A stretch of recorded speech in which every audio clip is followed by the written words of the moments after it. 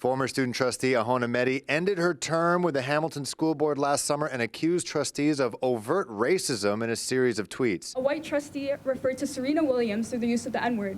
Then she continued with, or black, or whatever you call them. I bared witness to a conversation surrounding how Muslims and Arabs were evil, anti-Semitic, and violent. The allegation sparked an investigation led by a Toronto law firm that specializes in civil litigation. The 67-page report released in December confirmed many of her experiences, that a trustee did make anti-Muslim statements to other trustees, and that Mehdi was silenced from sharing her thoughts to the board. The report also indicated that equality, diversity, and inclusion training is not provided at all. However, the report also found that there wasn't enough evidence to show that anyone used the N-word to describe Serena Williams. CHCH was unable to reach Mehdi for reaction to the report. The board admitted today that it failed to create a supportive and accepting environment and will be adopting all 12 of the investigators' recommendations, starting with education. Mandatory training for governance, for equity, diversity and inclusion, anti-racism, anti-oppression.